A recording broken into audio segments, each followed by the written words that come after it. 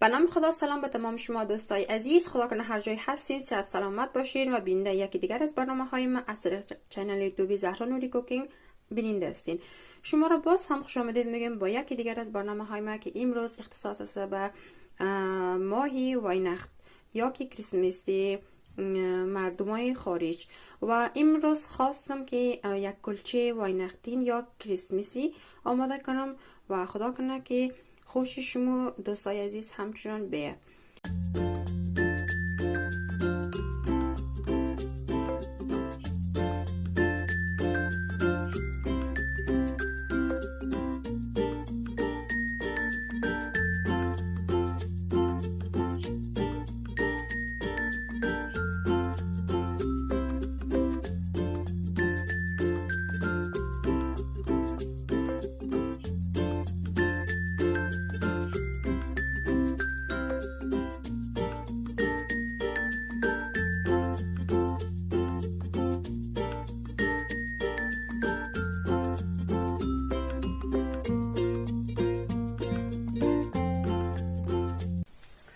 خب دوستای عزیز، مواد لازم است 150 گرم مسکر، یک قاشق چایخوری هم فولی، یک قاشق چایخوری هم وانیلا سکر، 2 عدد تخم به گرمای خانه و یک 150 گرم هم بوره، 400 گرم آرد و در قدم اول من میگیرم تمام مواد را در داخل از این ظرف یک جور میکنم، یعنی طریقی بسیار آسان چی که من بدونی امزنی دستی و بدونی هم میکسر میخوام این دفعه این خمیر رو یعنی تمام شده همراه دست خود تیار کنم.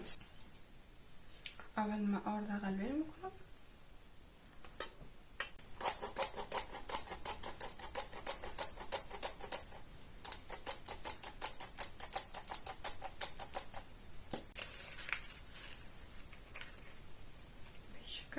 یک قاشق چای خوری،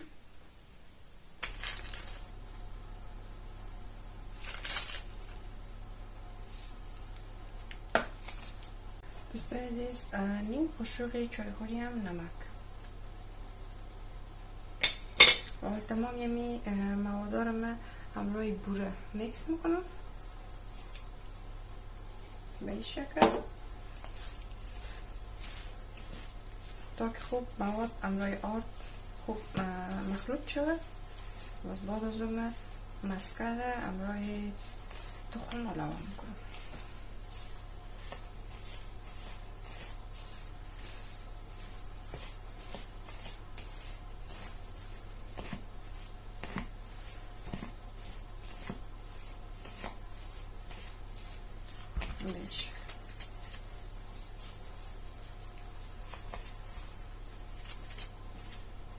دو عدد تخم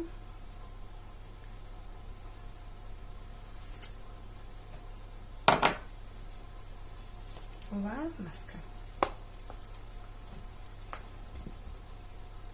مقدار بسیار کم. اگر آب لازم شد استفاده میکنم، اگر نشد حالی تمامی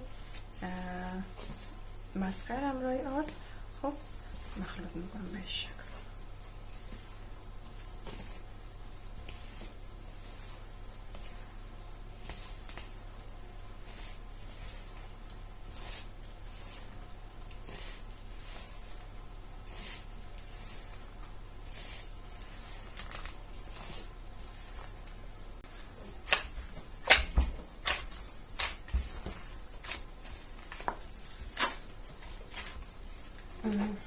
به این شکل دوستای عزیز خمیر جور شده، آماده شده و میره خبزی جور میکنم به این شکل دوستای عزیز. خمیر آماده شده، میره نیم ساعت در یخچال میلم تا اینکه خوب خود جور کنه.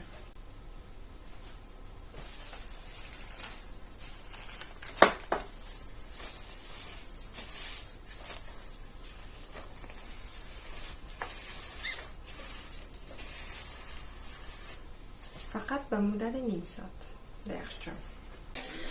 خب دوستای عزیز، خمیر بعد از نیم ساعت من از یخچال کشیدم، حالی اموار میکنم و نصف خمیر از پودر کاکائو جور میکنم و از این قالبا من خریدم، از این قالبا که باقیش رو من اینجا اینجا کشیدم و میخوایم با این قالبا کلوچه کریسمسی یا واینختی جور کنم.